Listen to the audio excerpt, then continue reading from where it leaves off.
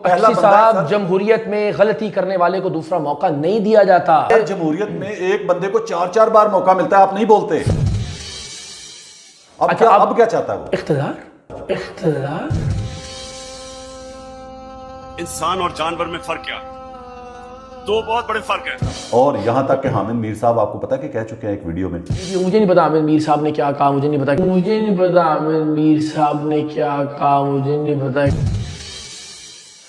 السلام علیکم، کیسے ہیں دوستو اس پروگرام کو آخر تک دیکھیے، آپ کو بہت مزہ آئے گا۔ اس پروگرام میں اقرار الحسن کی درگت بنا دی گئی ہے، ایسے چترول کی کہ آپ نے زندگی بھر میں ایسا چترول کسی کے نہیں دیکھے ہوگی۔ تو اس پروگرام کو آخر تک لازماً دیکھیے کہ اقرار الحسن کس طرح نواز شریف اور زرداری صاحب کا دفاع کرتے ہیں اپنے اس انداز میں جو وہ کہتے ہیں کہ میرا یہ بہترین انداز کسی کا نہیں ہے، میں بات کرنے میں بھی ماہر ہوں اور سیاست کرنے میں بھی، اور اب جو میں نے پارٹی بنائی ہے یہ سب پارٹیوں کو بیک میں لے کے جائیں گے اور فرنٹ میں صرف میرا ہی پارٹی ہوگا۔ تو آئیے اس پروگرام کو آخر تک دیکھتے ہیں، پھر اپنی بارے میں بات کرتے ہیں کہ اقرار الحسن کس طرح کا بندہ ہے اور عمران خان کس طرح۔ کیوں عمران خان کے اتنا وہ مطلب کیا ہو گیا؟ اچھا، تھینک یو سو مچ، بڑا ویلڈ سوال ہے اور مجھے آپ نے موقع دیا میں اس پہ وضاحت کروں۔ میں بار بار ارمغان بھائی ایک بات کہتا ہوں کہ خان صاحب کی بطور مجموعی زندگی کی اگر بات کریں تو شاید 80-90% چیزیں ایسی ہیں جن کا میں خود معتقد ہوں، مداح ہوں، ٹھیک ہے، اور ان کا میں بہت ذکر کرتا ہوں۔ ہمارا سوشل میڈیا کا اور دوستوں کا پرابلم یہ ہے کہ وہ 1.5 گھنٹے کی پوڈ کاسٹ میں سے وہ 1.5 منٹ کی بات نکالیں گے جس میں صرف تنقید کی ہوگی خان صاحب پہ۔ وہ تمام پاکستانیوں کی عادت ہے، یہ پرابلم ہے نا ہمارا۔ اچھا، اب وہ 1.5 منٹ کی چیز وائرل ہوگی، پی ٹی آئی کے حلقوں میں، واٹس ایپ گروپس میں وہ زیادہ ڈسکس ہوگی اور کہیں گے لو جی خان دے خلاف گل کرتا ہے۔ اور یار اس 1.5 گھنٹے دی ویڈیو خان صاحب سے جو متعلق اچھی باتیں کی ہیں ان پر دیکھو، اعتدال کا تقاضا ہے تو یہی ہے۔ اور یہ نہیں ہو سکتا عمران صاحب کہ کوئی آدمی ہم اس کو مکمل شیطان مان لیں یا کسی کو ہم مکمل فرشتہ مان لیں، یعنی جس کو ہم شیطان مان لیں ہم کہیں کہ یار اس میں کوئی اچھائی نہیں ہو سکتی، اور جسے ہم فرشتہ مان لیں اس میں کہیں اس میں کوئی برائی نہیں ہو سکتی۔ یہ سارے لیڈرز جو ہیں یہ انسان ہیں، ان میں اچھائیاں بھی ہیں، ان میں خامیاں بھی ہیں۔ بطور جرنلسٹ، بطور صحافی، بطور شہری ہم سب کا فرض ہے کہ ان کی خامیوں پر بھی بات کریں اور ان کی اچھائیوں پر بھی بات کریں۔ تو میں کوشش کرتا ہوں ان دونوں پر بات کی جائے۔ اچھا، لیکن اس میں جو حالیہ کچھ ذرا زیادہ بات ہو رہی ہے نا، مثلا آج کل ہم نے جو ایک تحریک شروع کی ہے عوام راز، جب ہم اس کی بات کرتے ہیں تو ہم تینوں کی بات کرتے ہیں، نواز شریف کی بھی، زرداری صاحب کی بھی، خان صاحب کی بھی۔ لیکن ایک بات یاد رکھیے، جب بھی کوئی نیا نظریہ یا نئی تحریک یا نیا نیریٹو آتا ہے نا تو وہ اپنے وقت کے سب سے پاپولر نیریٹو کے اگینسٹ ہی آتا ہے۔ قوم آلریڈی جن کو ریجیکٹ کر چکی ہے نا، چاہے وہ نواز شریف ہے چاہے وہ زرداری خاندان ہے، ریجیکٹڈ نیریٹیوز کو نیا نیریٹو ڈسکس نہیں کرتا۔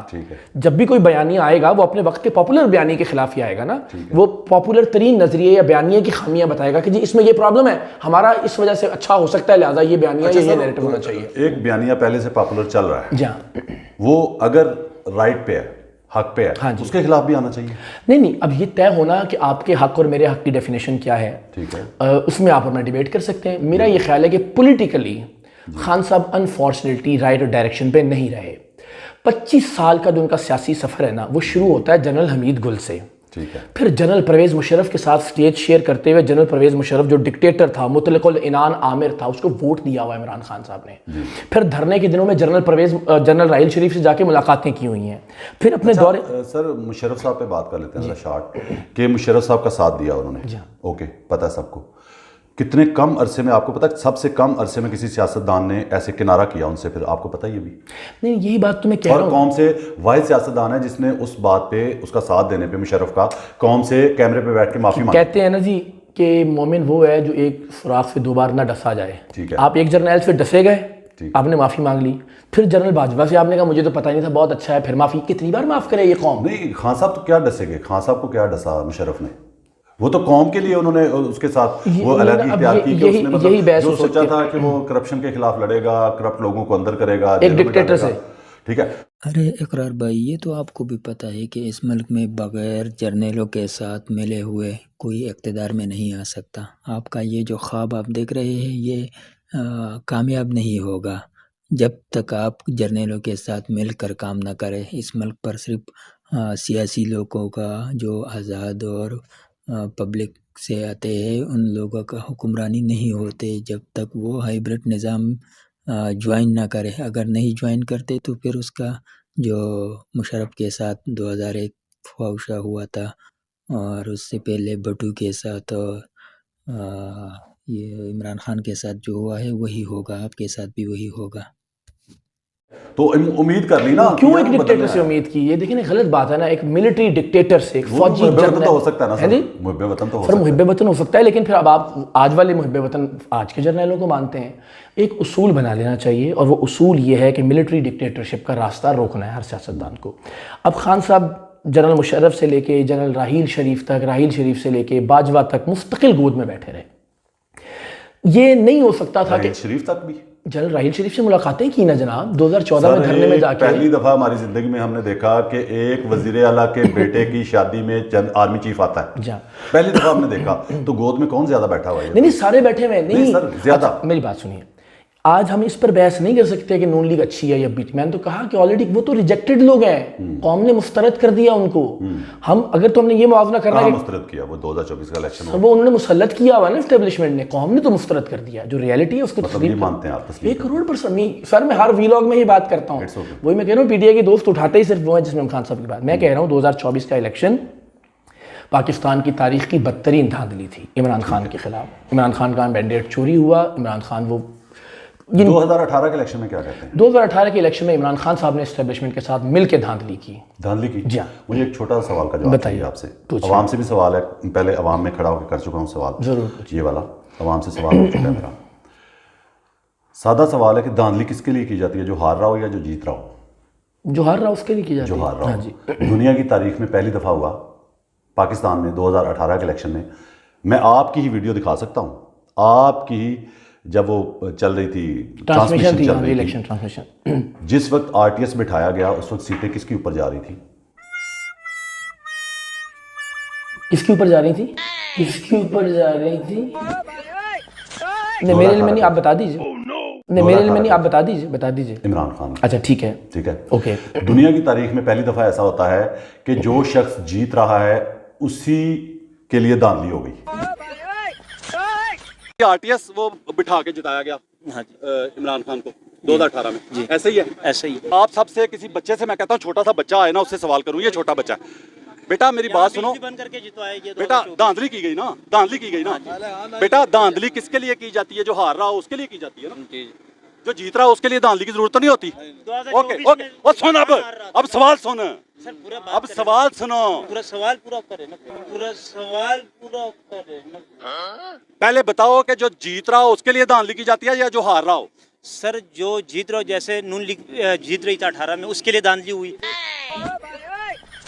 ارے کہنا کیا چاہتے ہو؟ 18 جیت رہی تھی، ہاں جی، اوپر تھی سیٹیں ان کی۔ ہاں چلو جی مسجد چلو، حلف دو، آپ کو عمرہ کرواتا ہوں، حلف دو۔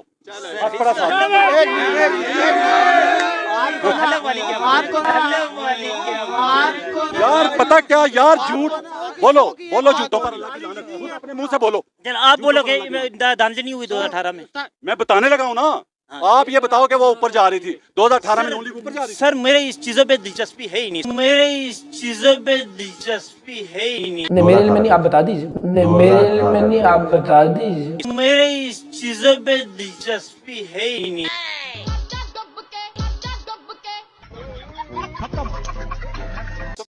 اقرار الحسن صاحب کی کچھ باتیں ایسے ہیں کہ اس سے میں ایگری کرتا ہوں، خاص طور پر پاکستانی نظام میں یہ جو ہم جسے جمہوریت سمجھتے ہیں، یہ جمہوریت نہیں ہے۔ پاکستان جب سے بنا ہے، پاکستان میں 100% جمہوریت نہیں ہے۔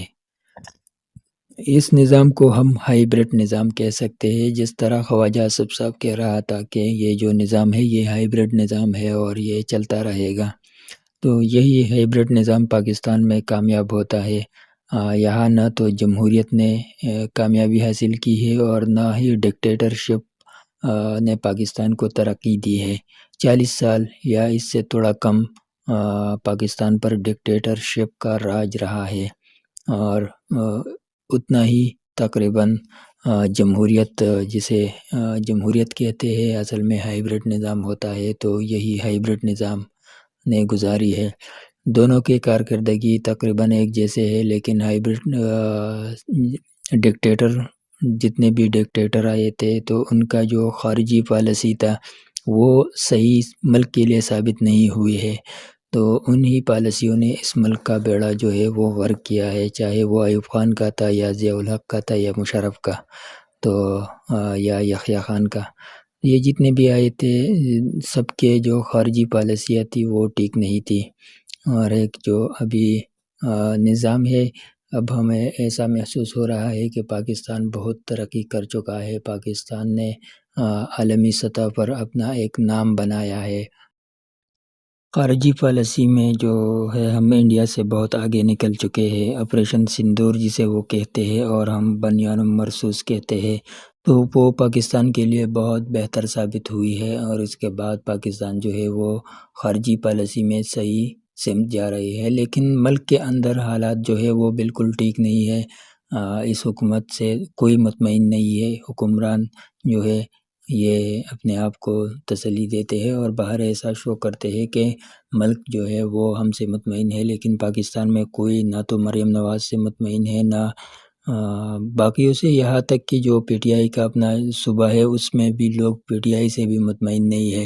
تو یہاں جو بھی ہے، چاہے وہ تحریک انصاف ہے یا جو بھی ہے، کسی سے بھی کوئی مطمئن نہیں ہے. تو ملک کے اندر بھی کام کرنا چاہیے، ملک کو ترقی دینا چاہیے، خارجی پالیسی بھی اسی طرح بہتر رکھنا چاہیے. لیکن ہمیں جو فیصلے کرنے ہیں، ابھی جو ایران اور امریکہ کے درمیان جو صلح کرنا ہے، یہ ایسا صلح کرنا چاہیے کہ اس میں ہمارے ملک پر کوئی برا اثر نہ پڑے، اچھے اثرات پڑے. ہم اس کے من میں جو ہے اپنے ملک کے لیے اچھے فیصلے کرے، اور ایران سے ہمیں سستے تیل کی بات بھی کرنا چاہیے. یہی موقع ہے، ہم ایران سے سستے تیل خرید سکتے ہیں. ہمارا بارڈر اور جو سمندری راستہ ہے وہ بھی ایک دوسرے کے ساتھ کنیکٹ ہے، تو ہمارے لیے اس سے بہترین آپشن نہیں ہے. آپ لوگوں کا اس ویڈیو کے بارے میں کیا رائے ہے؟ اپنے رائے کومنٹ سیکشن میں لکھ کے، اور چینل کو سبسکرائب کریں اور بیل آئیکن دبانا مت بھولیے. شکریہ.